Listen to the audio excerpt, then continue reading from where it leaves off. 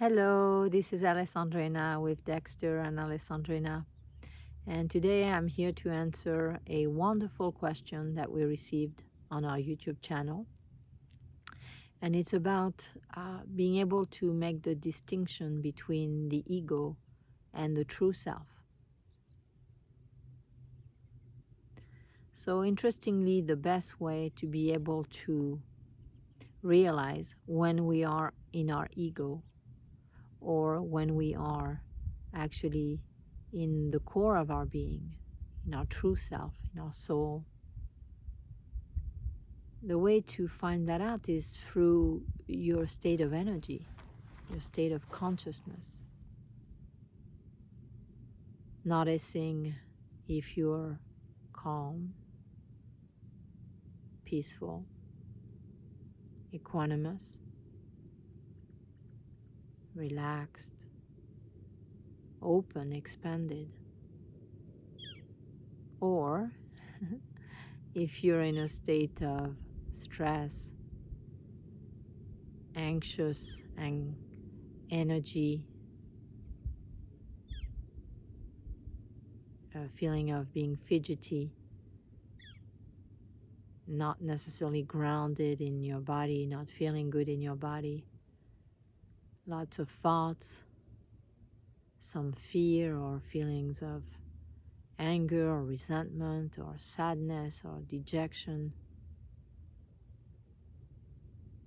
So when you're in your ego, you're going to experience the second state. You're going to be dependent on the external world to feel a certain way, to validate feeling good or to trigger feeling bad. You're going to have attachments and aversions to things, people, situations, locations, certain relationships, concepts. And so those attachments and aversions, they don't help. Right? That's the ego. That's us trying to find safety through attachment and aversion. Safety meaning, oh, if I'm attached, I'm going to get the pleasure from what I want, what I'm attached to. And if I'm averse, oh, I'm going to try to avoid certain circumstances that I feel judgment towards, or anger towards, or fear towards, or pain associated with.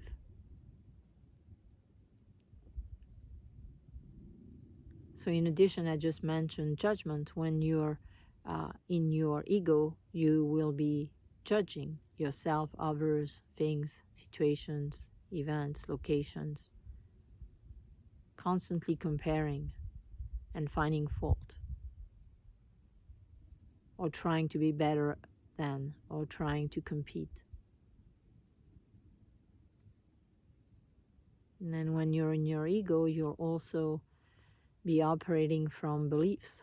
So things that you've recorded to be true that were simply interpretations,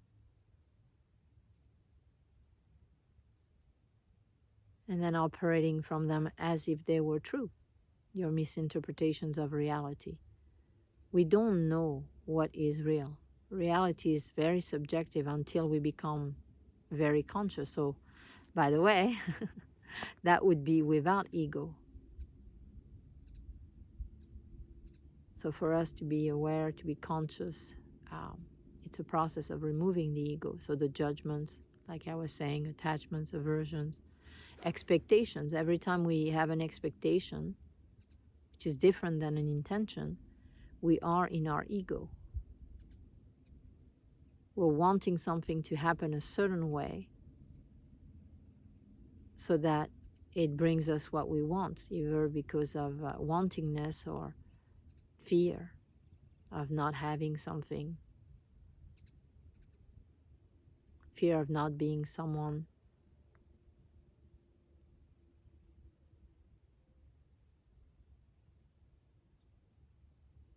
So in addition to attachments, aversions, judgments, expectations, And by the way, judgment, you could say judgment and expectation go together. Oftentimes, when our expectations are not met, we become judgmental, disappointed, and we want to control ourselves out of the pain that we feel for not either meeting our own expectations or someone else not meeting our expectations or something.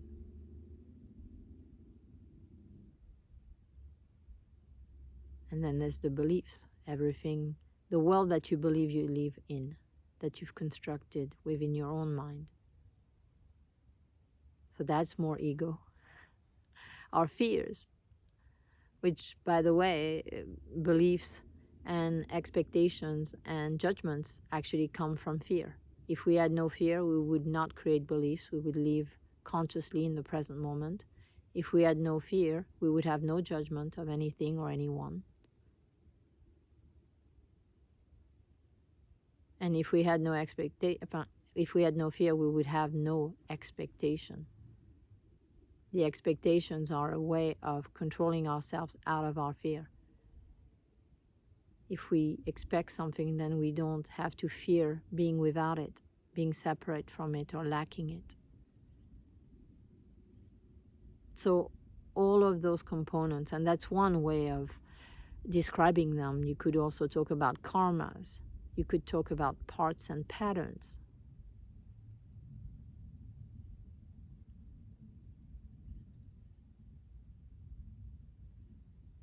And that would be more of the ego. So on the other end of that is, or more, to be more precise, really what is real, because the ego is just like a cover. It's like you're putting a suit on and then you believe it's you. And really what's you is what's underneath the costume or the suit. So what's underneath is your soul, your heart.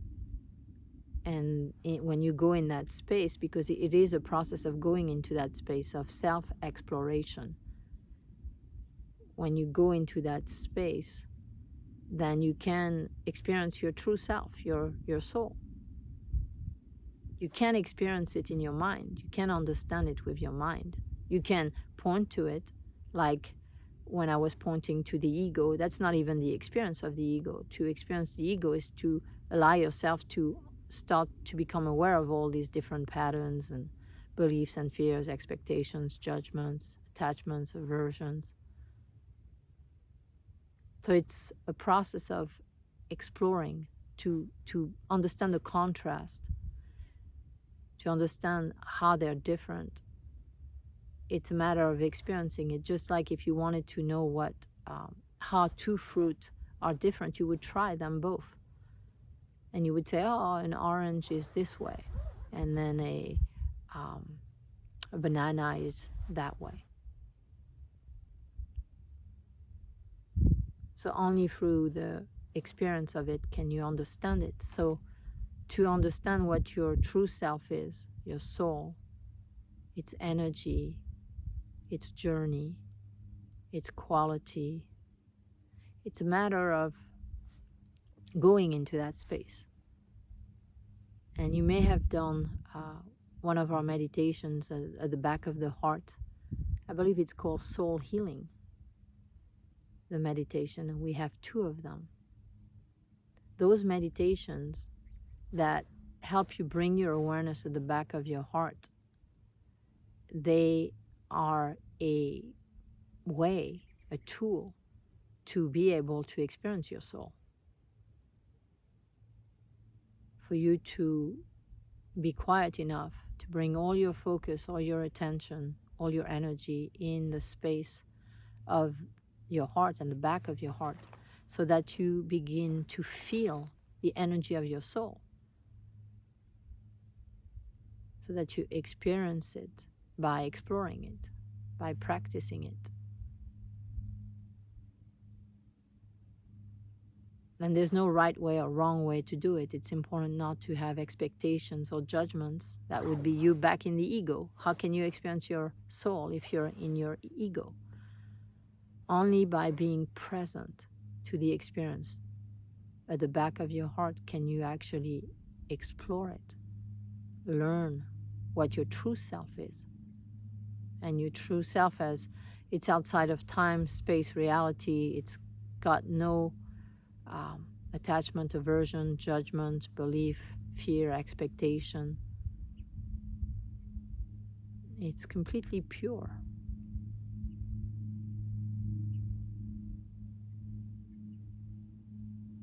And so, to answer your question, I'm inviting you to go in this space at the back of your heart and to observe the ego from that space and to dissolve it through that process of observing your ego from your soul, without judgment, without fear, without expectation, without attachment, aversion, without any belief.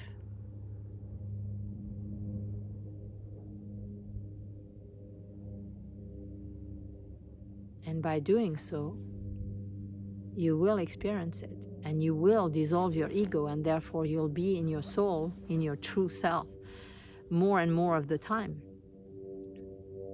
You'll be more silent, more calm, much more focused, and able to achieve things also in your life because of that presence, of that consciousness that helps you really connect to what is, not your mind and your mental projections about reality. Really, the experience of what is that enables you to then really be empowered in your life,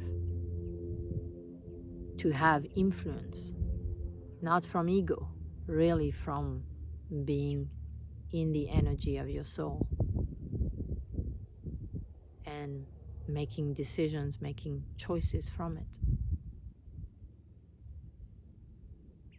So I'm not sure if this was the answer you were looking for, and I do feel that it's quite a profound answer to your question, that by really allowing yourself to have this experience that I'm describing in this video, you can begin to know your soul and know your true self and to reside there more of the time, so that you can feel more joy, more peace, more equanimity, and feel in alignment with the universe and all that is.